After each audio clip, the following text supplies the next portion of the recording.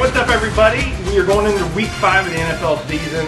First of all, it's late Friday night. Well, not late, it's 11 o'clock. Just got done watching our Cardinals knock off the Philadelphia Phillies.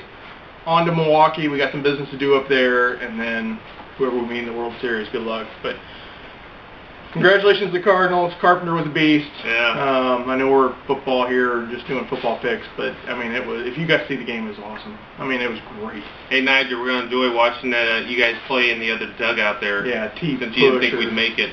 T. Clutch or whatever your name is. Tony Plush. Yeah. All right. First off, last week I was 9-7.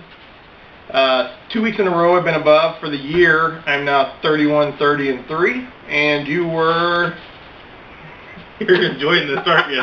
You're really enjoying your ass. Wait till I have a good week. I was 5-11, my worst week so far. Loser. At this point, I'm 26-35-3. But for the first time, I got my lock and my upset last week. Both New Orleans and Kansas City covered or won. So, and to point out, last Sunday we were over here watching games, 2 TVs.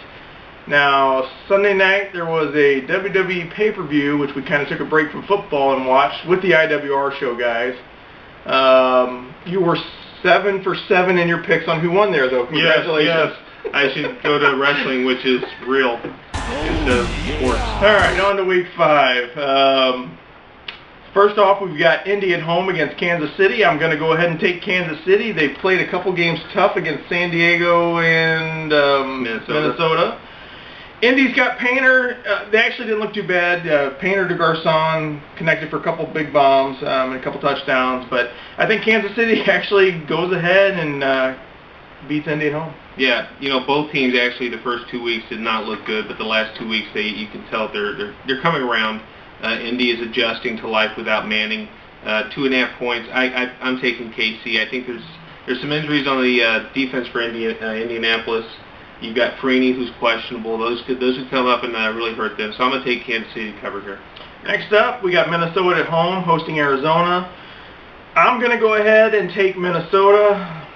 I'll be honest with you, just because they're a home team, I don't know how much longer McNabb's going to be their quarterback there. They've got Ponder waiting, and I don't think it's going to be very much longer before he's actually in there. But with 3 points, I think Minnesota can actually hold on. They might play some defense, you know, keep Cobb honest. They do have Larry Fitzgerald, but I think Minnesota is just at home is going to be tough to beat. So I got Minnesota. Yeah, I'm going to take Minnesota also. I think really it comes down to which team can run the ball, and I think when you got Adrian Peterson, they can do it. I think Minnesota's defense will step up and be able to shut down Beanie Wells and really force Cobb and Fitzgerald, which they can't do, but I like Minnesota to cover here and get the first one. Next up, we got Buffalo at home against Philadelphia. I'm going to take Philadelphia. Philadelphia is 1-3. They haven't put it together yet. They, more than anything, need a win probably more than anybody I see this week. Mike Vick had a really good game last week, even though they did lose. And I'm praying to God Vic has another great week because he's going back into my starting. Yeah, it was a mistake, wasn't it? Yeah, I sat Vic last week. Big mistake. I'm never doing it again. He's going back in for the dirty trombones for the start, and hopefully a very big win for the Philadelphia Eagles at Buffalo. Is that your lock? That is my lock. All right. Well, I'm going to take Philadelphia also. I agree. It's absolutely a must-win. I don't know if the city can take any more losses between the baseball and the football. Yeah, it's sorry, crushing. But you know, Buffalo showed some weaknesses last week in the second half against Cincinnati. Defense is not that good, and I really look for Philadelphia to expose that defense. Yeah, high-scoring game, I think. Yeah, I was ready to say look for Buffalo to be able to move the ball. Yeah. But still, I think Philadelphia just needs to really put it on. So, next up, we got Houston at home hosting Oakland. No Andre Johnson. That's a big loss. I think we were seeing something where Schaub is 1 touchdown and not very many yards when Johnson's not in the lineup. Mm-hmm. Oakland should be able to move the ball still with McFadden. 6 points is, I think, quite a bit. I think Oakland's going to cover. I really think Oakland might be able to win this game, but they should be able to cover this. Houston might be able to eke something out. They still have Owen Daniels. They've got Arian Foster, which I guess they're going to try and do the same thing Oakland's probably going to try and do. But I'm going to take Oakland to cover this one, even though it's at Houston. Yeah, not having Johnson is a huge loss for Houston. I think both teams, it's similar to the Arizona-Minnesota game. It's both teams are going to run the ball. I look for Oakland to use the clock, try and keep the ball out of Houston's hands, and keep it close. Yeah. And I'm going to take Oakland to cover also. Next up we have Carolina hosting New Orleans. 6.5-point favorite for New Orleans. I'm going to go ahead and take New Orleans in this game. Cam Newton's been able to move the ball. They should be able to score some points, but New Orleans just seems like a team that can just put up 28 without, trying. And I don't know if Carolina's going to be able to keep up. So I'm going to go ahead and take New Orleans with the 6.5 points. And I'm taking Carolina. I think last year was the first time New Orleans has swept this two-game series with Carolina since 2001. Carolina seems to always play tough. They play tough at New Orleans in past years. You got Jeremy Shockey, wants a little payback.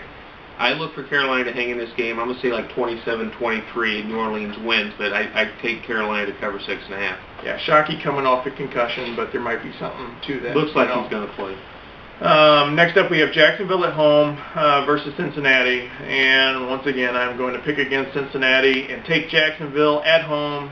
Maurice Jones-Drew, he's going to have to win this game for him. 2 points is a spread. I think Jacksonville should be able to cover that, even though Dalton's looked good, especially in the last half of the last game. I just think Jacksonville at home, it's always tough to win on the road no matter who's playing who. And I'm going to give Jacksonville the edge here and cover. And, Jacksonville, interesting stat, 7-1 at home against Cincinnati since they came into the league. I'm taking Cincinnati to cover here. Cincinnati has one of the better defenses, and you look at Jacksonville, they're 1-3 against the spread this year, and that one win was by a half point against Tennessee in the first week when I think Tennessee wasn't really molded yet to what they're going to end up being. I like Cincinnati going here. This is my upset. I'm taking Cincinnati to win this game outright over Jacksonville. Speaking of Tennessee, Tennessee goes to Pittsburgh. Pittsburgh's a 3-point favorite in this game. This is my upset. I'm taking Tennessee going into Pittsburgh. Roethlisberger's beat up. Mendenhall's beat up. I think that the Titans defense can actually get to Roethlisberger. Another stat is I think Pittsburgh is 22nd or 23rd in the league against the rush. Prince Johnson had a 100-yard game finally, shows up. I think that continues. Tennessee, I think, can go up there and win this game, so I'm taking Tennessee. And I'm going to take Pittsburgh. I realize they have some injuries with Mendenhall. Roethlisberger's going to play. Losing James Harrison's huge, but I think you look for Polamalu to come up down into the box, going to do whatever they can to shut down Johnson. And you look at Hasselbeck. I wouldn't be as worried about him. I know he's had a great start to the year, but I'd like Pittsburgh to cover and by 3 goals. Yeah, no Kenny Britt still, for the year. But yeah, Hasselbeck looked good. So next up, we have the Giants at home hosting Seattle. 9.5 points here. It's the biggest spread of the day. I am going to, even though I've done this and they've screwed me already this year, I'm going to take Seattle to cover. I think Seattle seems to be slowly putting it together. Sidney Rice, is a big factor in his game. If he shows up, I think they might be able to keep it within 10 points. So I'm going to take Seattle to cover at the Giants, which now that I say it sounds stupid, but I'm still sticking with it. Well, I think Sidney Rice, they have looked different on offense with Sidney Rice. It gives them a vertical threat. Interesting stat, Seattle since 2005 on the road as a dog is 9-25-1 against the spread. 10-25-1 after this week. Yeah, I doubt it. Giants, Seattle's lost by an average of 20 points in their first 2 games on the road. I like the Giants. This is my lock. I like the Giants to cover 9.5 at home. All right, next up we got San Francisco hosting Tampa. Tampa did not look good against Indy. San Francisco, I hate to say it, you can probably already crown them, NFC West or NFC Worst, however you want to say it, right, champions. I mean, at home, I just think Tampa, though, can get up there. San Francisco, I don't know how they're doing it, to be honest with you. They have the same personnel as last year. Gore looked pretty good so far in his games. They still have Huck Smith.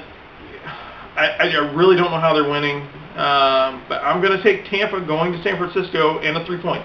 I don't know if they win this game. I think it's going to be a really close game to the end if Tampa does it the way they did against Indy. This game is going to be close all the way up to the end. I'm going to take Tampa to cover those 3 points. Yeah, and I'm going to take San Francisco. We differ on everything, don't we? I'm taking San Francisco at home. Defense for San Francisco looks really good. I think they're going to cause a lot of pressure, not only on Freeman, but really kind of shut down LeGarrette Blount. All-time series, San Francisco's 15-4 against Tampa. I look for them to be 16-4. I'm taking San Francisco. Yeah, it's amazing. San Francisco, all they have done is change the coach, and it just seems like a different team from the first 4 weeks of the season. Mm-hmm. Note to the Rams, who are on the bye week this week, so I have no for sure lock. And we are from St. Louis. Obviously, we're Cardinal fans, Rams fans. They've been my just rock for the locks this year. I mean, whoever's playing them, take it. I mean, they're not covering anything, but San Francisco's done nothing except change that coach, and they look like a different team. Yeah, sometimes that's all it takes. Dan Kroenke, if you're watching. That's his editorial, not mine. Next up, we have New England hosting the Jets. This should be a great game for New England. I'm picking them to blow them out. The Jets just proved to me last week with Mark Sanchez as quarterback, and it's too unreliable. I mean, he's their weak link, and even though New England's given up 1 million passing yards, I don't see that trend continuing this week because Mark Sanchez is quarterback. New England, give away the 8.5 points. Yeah, well, it looks like they're getting Nick Mangold back. That will help on the offensive line. Mayo looks like he's out. So I'm taking New England at home, cover 8.5. I know I think it was a year or two ago they just blew out the Jets, but I could see the Jets coming in and playing a close game here. But until they prove that they can do that, I got to take New England to cover 8.5. Next up, we have Denver at home hosting San Diego. San Diego's played every freaking game relatively close. They did cover last week. I'm going to go ahead and take San Diego. Vincent Jackson's supposed to be playing. They said I was watching somebody said he just looked awesome in practice today, even though he sat out a couple days. Still no Antonio Gates, but Ryan Matthews has looked great. Phillip Rivers, that gives him a dump off and kind of hides the fact that he doesn't have that just awesome tight end anymore. But I'm going to go ahead and take San Diego to cover the 4 points. Denver just hasn't really shown much in these big games against better offenses. So. And I'm going to take Denver. I know that they got blown out by Green Bay, but this series, when you're talking about San Diego and Denver, it's always a close game. I think Norv Turner's 8-2 against Denver since he came there. Denver's won 14 of the last 20 at home against San Diego. Denver's 8-5 as a home dog in the last 6 years. I like Denver to cover 4 points here. Next up, we got Green Bay going to Atlanta. Green Bay's a 6-point favorite. I'm going to just ride Green Bay till they show me they can't, until somebody can stop them. I don't think Atlanta's going to be able to keep up with their offense.